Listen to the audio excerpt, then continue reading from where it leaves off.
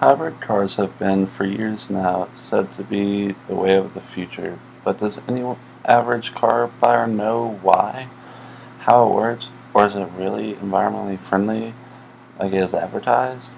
Well, I'm going to be discussing these questions today, and hopefully by the end of this, you will have a better understanding of hybrid cars and how they work and how they affect the environment and if they are the car of the future. Hybrids have two power sources. The first source of power being a small combustion engine, the other source of power being an electric motor. Having two motors allows you to do some things that the typical conventional car cannot do. The first is the idle off. It is a feature that turns off your car's conventional engine when the vehicle is stopped, saving fuel. While the car is stopped, the battery allows for the AC and other accessories to remain on, and when you need to start moving again, the electric motor can start the car moving again. If needed, the conventional engine will re-engage to provide more power on acceleration. Then you have your regenerative braking. While conventional cars rely on friction brakes to slow down,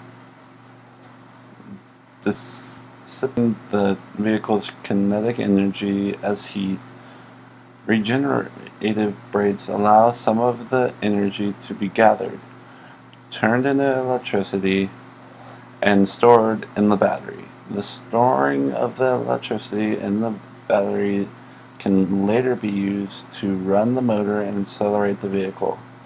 Having an electric motor allows for a more effective design. The power assist feature reduces demands on the hybrid's gas engine, which allows you to downsize the gas motor and be more effectively operated.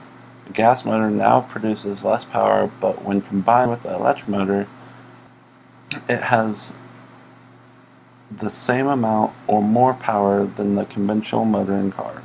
All of these things allow the hybrid car to be more effective than conventional cars, but work good at or as better than conventional cars.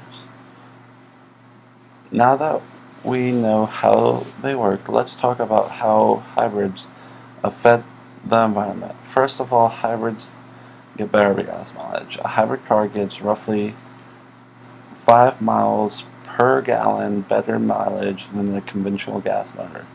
And because hybrids have two cars, they don't need to fill up with gas as often as normal cars, which in turn cuts down on fuel consumption and cost, which decreases demand for fuel.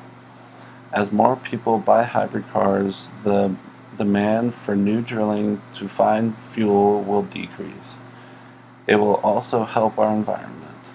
With hybrids, you have fewer emissions. With conventional cars, they put a lot of carbon monoxide in the atmosphere. And in hybrid, because of their two sources of power, much less of this harmful gas is put into the air, which reduces emission and air pollution. Then you have some negatives, like how long will the battery last? According to some, you have to change the batteries every 5 to 10 years. Then what do you do with those batteries? A lot will probably end up in a landfill somewhere. And battery acid is terrible for the environment. So there are always pros and cons to how the hybrid car will affect the environment. You just have to look and see what outweighs what.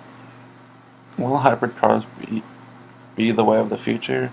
As of right now, they are the car of the future. Because when you think about a car, you think gas. You don't think half gas, half electric motor.